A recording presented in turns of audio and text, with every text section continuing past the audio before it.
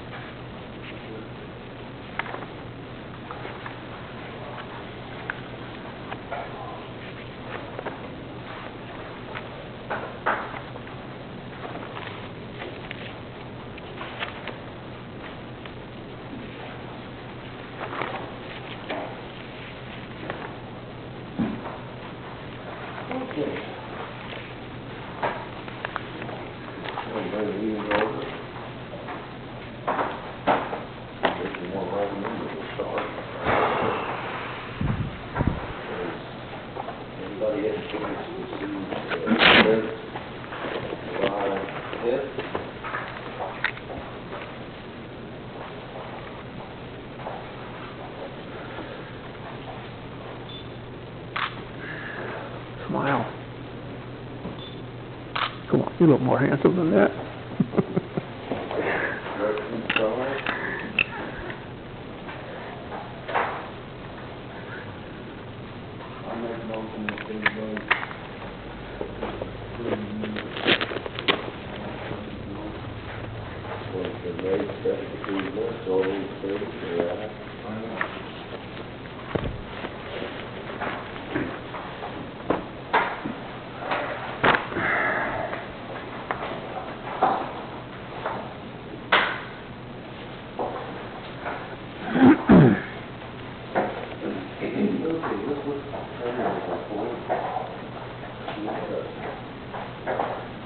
little bit of a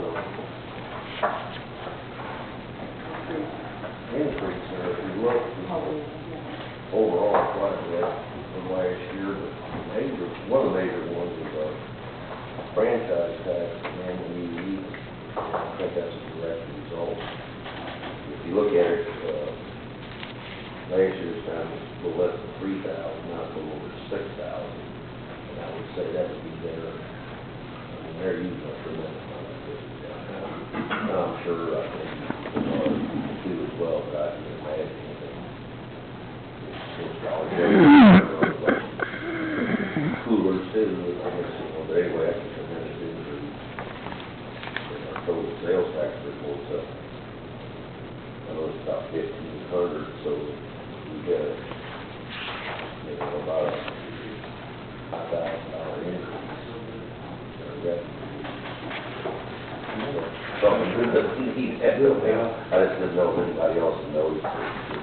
Sitting there reading it, it's really a good thing. I can't reflect on the match what it is. I told him it's not a county mayor or amateur or something. He's all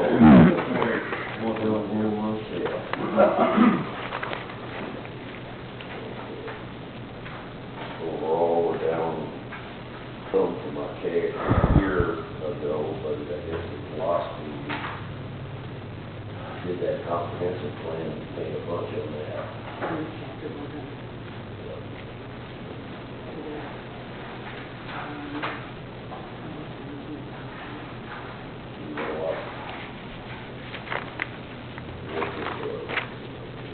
We're still looking at social fatigue, which is anything this way. Okay. Any questions on the treasurer's report? Make a motion to accept the treasurer's report. Motion been made, second, accept the treasurer's report. All those in favor say aye. Okay, warrant list. And what are the bills? And of course, we had some problems with the pump, the sewer, those are the bill of the electric. Yeah.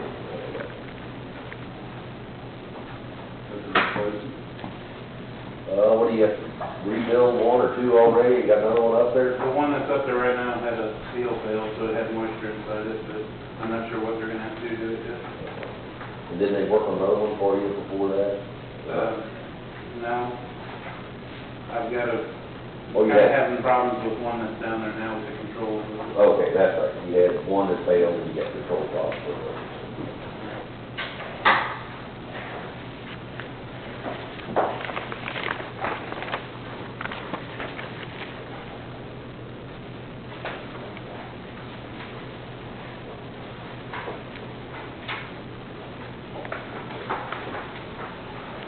Any questions on bills?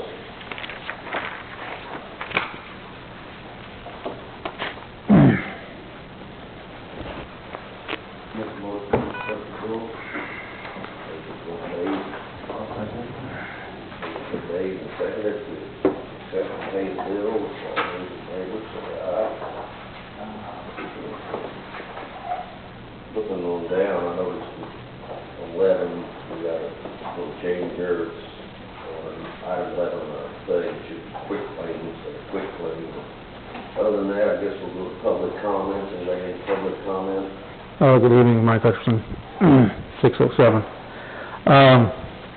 Yeah, and actually, to add on, Mr. Sellenriek, it's an easement. Apparently, there's a dead easement around somewhere. It's actually easement deed. On the minutes of last meeting, Dr. Hutchinson complained about a tree at 209. He didn't complain about it. He brought it to your attention. I'm not in a complaining mode. Apparently, your clerk right here views the world in a trouble or complaining mode. That's not the intention right here. When I make these comments, they're meant to be made. Tomorrow is better than yesterday. If you perceive this complaint, that's your message. You also made unfounded city employee. They're not unfounded at all, like I told you guys before. There's plenty of foundation. There's buku videos and photographs of what Mr. I is complaining is. On your, you've got a draft contract out there, that's an open record. The Attorney General's been after your clerk now for 24 consecutive calendar days. In order to disclose that, we'll have to get a little bit more hardball with that eventually. You need to disclose that stuff. This is a public governmental body, public meetings, public money, public purposes. So quit this nonsense about somehow close to the chest kind of thing. My standard old sermon here on your dogs and cats fee, $425. You're paying your lawyer $150, $175 more, 300% more. That's the standard old stuff that goes on. What's different this time is since these minutes that your clerk is writing up, particularly concerning me, are extremely partial and incomplete, and sometimes flat out incorrect, what I'm going to start doing is I'm going to put a video into the record, and I'm going to start this tonight. I have a video recording that I keep of all these things. It goes up on the web on YouTube, and I'm going to put it into the record here, and since it is being put in as a public meeting, it becomes a matter of public record under 610.020, Section 6, second sentence. My flags in my rewrite, I want them back. First flag stolen by Mr. I between April 21 and May 1. Second flag stolen May 31. It's despicable you're stealing flags off of World War II veterans' graves. It's revenge against me, and you're using it against my ancestors. And he's now a military veteran. He lies about the stealing. He lies about the rerod. There's a Montgomery County police report on this thing. It'll go down. It has its own life. The rerod is gone. He stole that. I mentioned it to you in June 6, July 5. I want them back. Put them on the property tomorrow by 3 o'clock. Otherwise, we'll just continue arguing about this. The dead tree in the Brookie house, again, it's not a complaint, it's a suggestion. It's clearly a public safety matter. It's a dead elm tree, it's going to come down. Just get ahead of the curve, go down. You've talked to Terry. He controls the property right now, as far as I know. He'll be more than happy to have you guys take out a dead elm tree. MOWING, that's debatable. Well, it's good that you looked into it to perhaps make that suggestion. It's clearly a safety issue. You need to take care of it. Sellenriek slum. I mentioned this on June 6th. The South Gladstone 508, 10, and 12 situations. It's just a mess down there. It's a blight on the area. It should be condemned for human habitation. I asked you to do that within 30 days. I don't know that it's been done. It needs to be demolished. And as much as North Gladstone looks absolutely pristinely great, Bob Sellenriek couldn't do better to make North Gladstone look better. And I want to see a smile on that beautiful face of yours. By the same token, on the south side of the railroad tracks, the quote proverbial south side of the railroad tracks looks horrible. It needs to be cleaned up, and unfortunately, it has the same last name on the property deeds. So it's the same thing that happened with Mr. Sellenriek's thing in Warrenton, Railroad Street, and Market Street. I helped him with that 10 years ago, but it finally got condemned and demolished.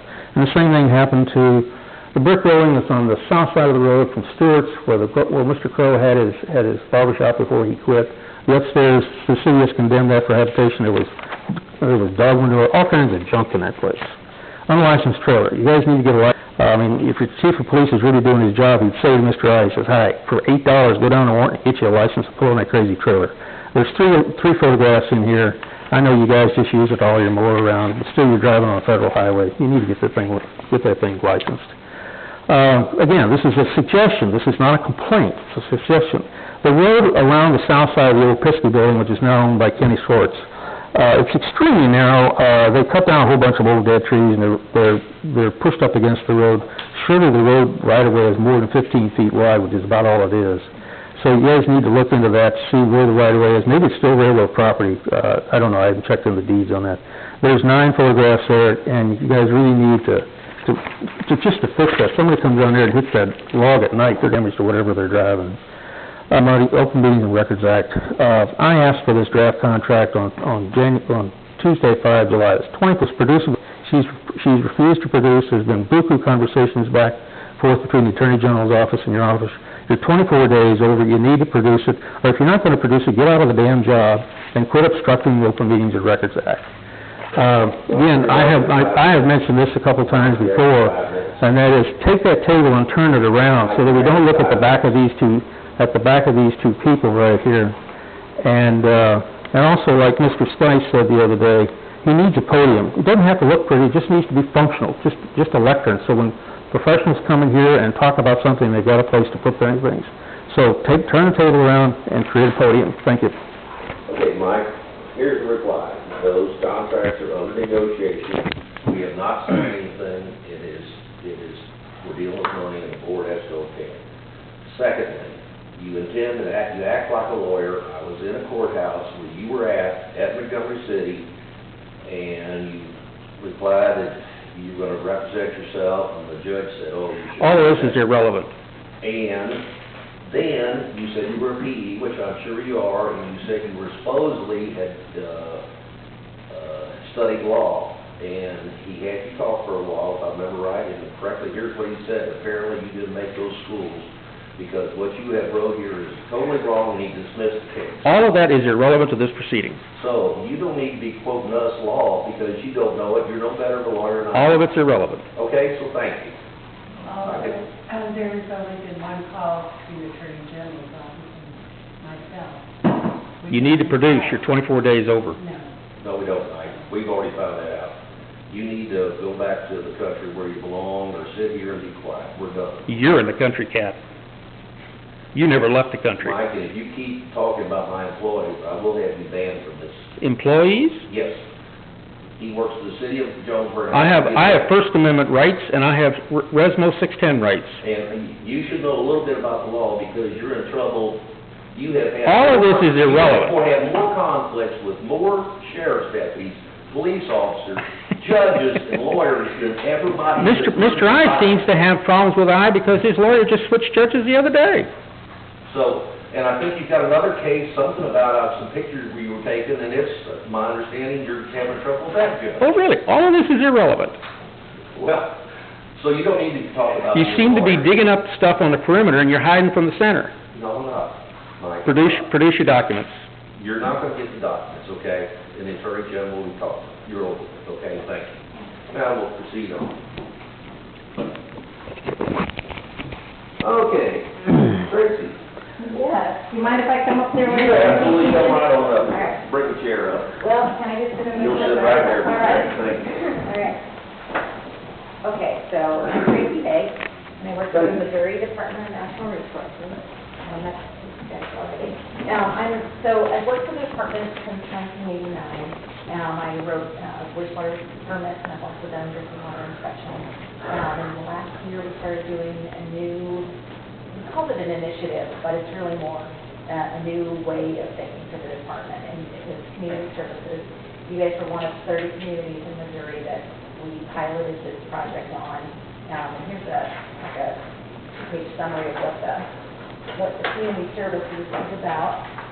We're trying to assist smaller communities, population 5,000 or fewer, who have some issues with wastewater or drinking water.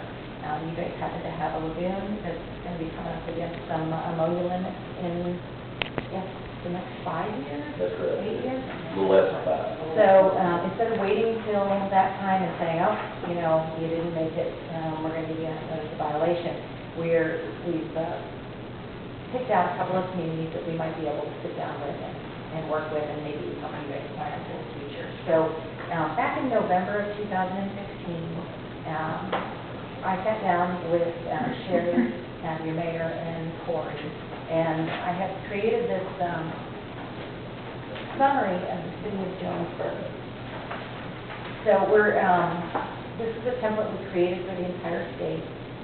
So all 30 communities got a similar summary. We put a little profile in the beginning that gives basic information, demographics, population, median household income, that kind of information, what kind of assets and amenities we are aware that you have. And then some information on the first page about your drinking water system and your wastewater system. And then we also are including maps that show communities that are nearby, that just so that you're aware if regionalization is perhaps a direction you want to go. That, sometimes people don't really know how close they are to someone else until they see them in a map. I know you guys know. You guys know the community. So when I came and sat down with them back in November, we had this tool that we used, and it had about 75 questions, I think. And we try to meet with the mayor, the city clerk, and the operator. And we asked specific questions about the drinking water system, the wastewater system, and then other things that might be of concern. And we like to have the mayor there because sometimes they're not as aware of what's happening with wastewater and drinking water. They're more, in tune with the other things that are going on in the community. And it's just good to ask your operator on the quarry some questions, and then, the mayor gets to hear what they say. So, actually, this is for your binder as well. And I'll let you, I brought lots of copies of this. But so, the template is already, the tool is already populated with answers, or verbiage based on the answers you give or you communicate. So this, starting on page 3, I guess, it lists each of the questions that I asked and what either Sherry or Corey or the mayor answered. And then our recommendations, and then what resources we are suggesting might be able to assist you with that. So you guys don't have any issues in drinking water, I don't think. So that's the first section, with all the drinking water questions. And so when you get to page 12, this is where we start talking about the wastewater. And if it's highlighted in yellow, it's something that you think is critical and you might want to look at. One of the first things that you look at, it's more of that baby aspirin color. It's something that you ought to look at, but it's not as critical. And another thing I want to mention too is this is non-regulatory. This is my coming out and talking to you. If I put something in here, you're not required to do this. This program is voluntary. So I appreciate that you guys were willing to participate in this program with us. And when we have success with you, we're going to brag about it to other communities. Speaking of which, thank you so much for talking to Hannah the other day. That was really helpful because it's been a year since we started this project. And they were getting together to see how things work and whether or not it did. So I hope you were able to give her some good feedback. Yeah, Corey and I were working. Okay, good, thank you. Thanks, Corey. This is a plan that you guys can use in the future to try and see what things maybe you need to start talking about. One of the issues, like on page 14, is the amount of inflow and infiltration in the collection system. And I know that you guys were already aware of this because you hired an engineer to review your I&I.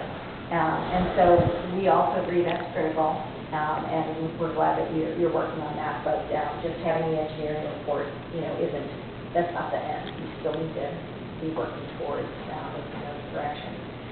So, and I can go through all of this with you. I'd be more than happy to sit down and explain everything that we're recommending. But we're working with several partners like the Missouri Rural Water Association. We're working with USDA. My last meeting here, Chad Egan, your Regional Planning Commission, was here with me. He's one of our resources as well. So we're trying to just make it easier for small communities to plan for the future. We want you to have one person that you can contact for anything environmental. I know Tracy, I'm going to call her, and whatever it is, I'll try and find the right person for you. So when I met, was it 2 weeks ago? I asked Sherry what you guys might want to consider working on. What's the first thing? If there was something out of this report, is there something that you guys might want to work on? And she suggested that maybe you'd want to look at the vacant buildings in the community. Yes. About what, for me, my goal is to improve water quality. So vacant buildings sometimes have an environmental impact, and that's one of the reasons why it's important to the Department of Natural Resources. But we're trying to pull together as many resources as we can to help you find out what can be done with the vacant building. So we thought maybe later in September I would pull together as many people. Somebody from DNR, we have experts who deal with brownfield. So if any of them have asbestos or if it is a prior industry of sorts, they would have good information. I'll probably bring somebody from USDA Rural Development. I believe they have some funding. And then also CDBG, I think, was that what Chad was saying, that the Regional Planning Commission might also have funding. And that some of the issues that come up with trying to deal with things like this is people have different definitions of what own an abandoned building, when you can consider it no longer, what was it, whether or not the electric had been. You cannot use the city utility to go to the benefit. Right. An outside utility. So I am by no means an expert with dealing with vacant property buildings, but I want to try and learn with you guys and try to bring the right kind of resources to you. I think this is probably something other communities are interested in and struggle with as well. So I'll be using it to learn what I need to know. I found information from CDBG about grants that are available. I also found this not-for-profit called Center for Community Progress, and I think Metropolitan St. Louis Sewer District is partnering with them in St. Louis to demolish vacant buildings. So I don't know if they also have funding to work with the small community, but I noticed too that they were having a workshop in Baltimore, Maryland in September. So I brought you that information. It looks like it's not very expensive and maybe we could get a scholarship together that too. But, so I brought this information, and then in the document that I gave you, there are lots of links.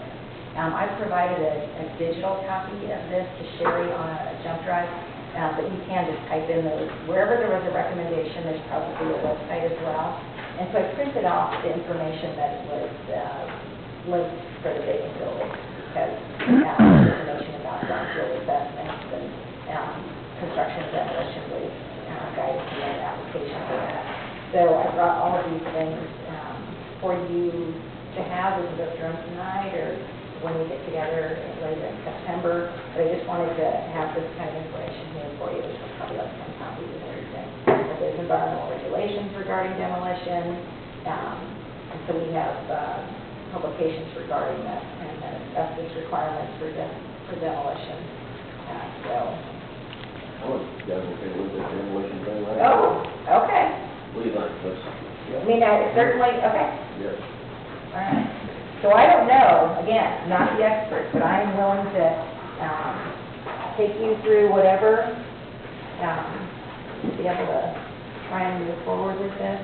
But I thought we could just have a small roundtable later in September or October, and I didn't know if that was something you guys as board members wanted to be around for. Would you rather we schedule this for an evening meeting, or is that... For us, it would work for you all. You come in later time, we'll do this thing. No, I meant when I bring in HUD and CDBG. No, that's good. And Brownfield, do you guys want to be a part of that, or do you want to, you do? Okay. Yeah. Okay, so we'll try and figure out whatever works for you guys out.